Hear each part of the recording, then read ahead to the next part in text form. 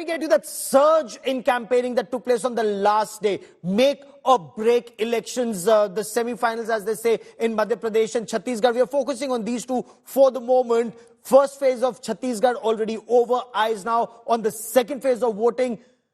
Madhya Pradesh, of course, also goes to poll. Today, on the last day of campaigning in Madhya Pradesh and Chhattisgarh, what was happening? Prime Minister Narendra Modi's fresh attack on the Congress, saying fake promises will not work in front of the Modi guarantee. He sharpened his attack on the Congress and said that the Congress party had no concrete work to speak of. Now, after the Prime Minister's attack, the BJP also deployed the Union Home Minister Amit Shah, the Union Defence Minister Rajnath Singh in this big last-minute push. Rahul Gandhi, of course, has come out all guns blazing against the BJP, branding Madhya Pradesh as India's corruption capital. Let me get you what the political leaders said as they tried to woo the voters.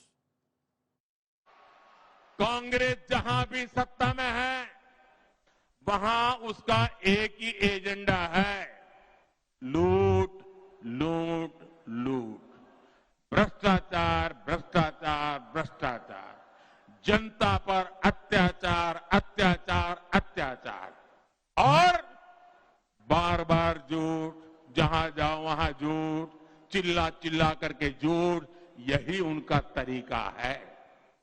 एक महाज्ञानी कांग्रेस के कह रहे थे कि आप सबके पास made in China mobile phone होता है। अरे मूर्खों के सरदार, किस दुनिया में रहते हैं ये लोग? कांग्रेस के नेताओं को अपने देश की उपलब्धियां न देखने की मानसिक बीमारी हो गई है। कांग्रेस ने मान लिया है कि मोदी की गारंटी के सामने कांग्रेस के झूठे वायदे एक पल भी टिक नहीं सकते हैं।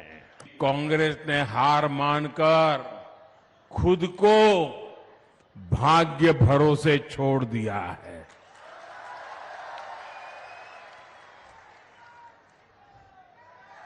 अब साधु महात्माओं के पास दोहरे धागे के लिए जा रहे हैं, कुछ नसीब खुल जाए।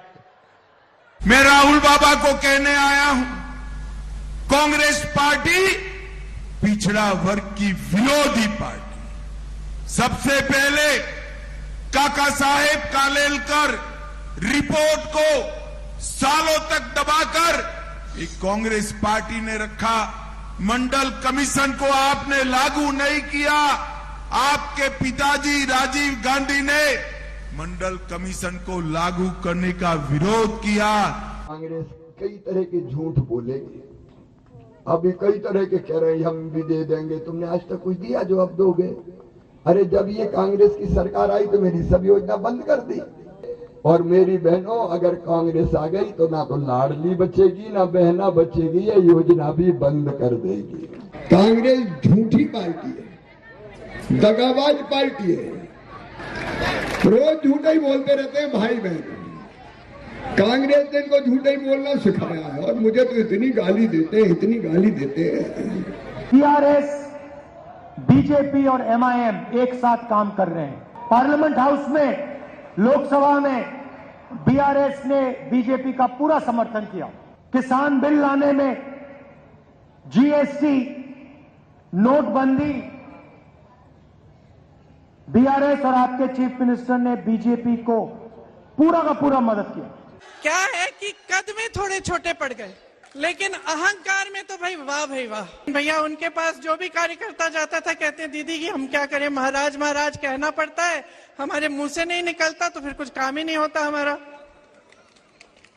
वैसे उन्होंने अपने परिवार की परंपरा अच्छे से निभाई है। विश्वासघात तो बहुतों ने किया है, लेकिन इन्होंने ग्वालियर और चंबा की जनता के साथ विश्वासघात किया है। आपके पीठ में छुरा भोंका है, बनी बनाई सरकार को गिरा दिया। और वो बनी बनाई सरकार आपकी थी, आपने वोट दिया था उसके लिए। बड़े अच्छे कलाकार है शिवराज जी। शिवराज जी अब कुछ दिनों में बेरोजगार नहीं होंगे, ये याद रखिएगा। क्यों? इनको बम्बई भेजेंगे, कलाकार हैं ये, एक्टिंग करें, वहां जाके एक्टिंग करें, मध्य प्रदेश का नाम रोशन करें, हम आपको टीवी पे देंगे। कांग्रेस का जो ऑफिस है गांधी भवन, उसको कंट्रोल कर रहे मोहन भागवत और नरेंद्र मोदी। अब आप बोलेंगे कैसा? उसकी एक मिसाल देता हूँ। आज से चंद साल पहले भारत के वजीर आजम नरेंद्र मोदी अपने भाषण में ये बोले, तकरीर में, कि कपड़े देखकर पहचानो। यही जबान इस्तेमाल कर रहे हो मोदी जी के साथ। तो इनमें और मोदी जी में कोई फर्क नहीं है।